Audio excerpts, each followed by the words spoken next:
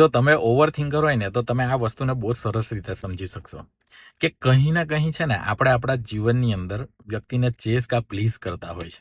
અને અહીંયા હું બોયફ્રેન્ડ ગર્લફ્રેન્ડની વાત નથી કરતો, હું દરેકે કોઈ પણ જાતના રિલેશનની હું વાત કરું છું કે આપણે આપણા જીવનની અંદર કોકને ને કોક રીતે ચેસ કરતા હોય છે વ્યક્તિઓને કે આ મારા જીવનમાં રહે, કા પછી શું કહેવાય કે હું મારા થકી કોઈ પણ એવી તકલીફ ના થાય કે જેના થકી આ વ્યક્તિ જતું રહે છે. અને ઓનેસ્ટલી હું તમને કહું, આ જે પ્લીઝિંગ અને ચેઝિંગની જે વસ્તુ છે ને તેની અંદર માણસ બહુ ડ્રેન થઈ જાય છે. નહીં જોઈતી તમારી એનર્જી તમે એવી જગ્યાએ તમે વેડફો છો કે જેનો તમને કોઈ અંદાજો નથી. અને તમારા જીવનની અંદર જે વ્યક્તિઓ છે ને એ જે રહેવાવાળા છે ને તે એની હાવ રહેવાના જ છે.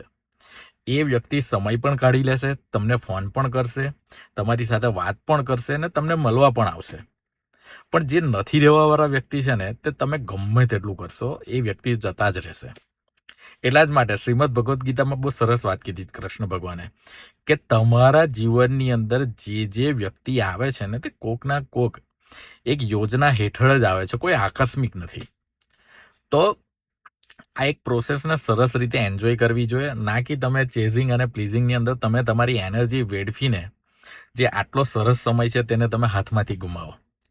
ઓમ નમો નારાયણ.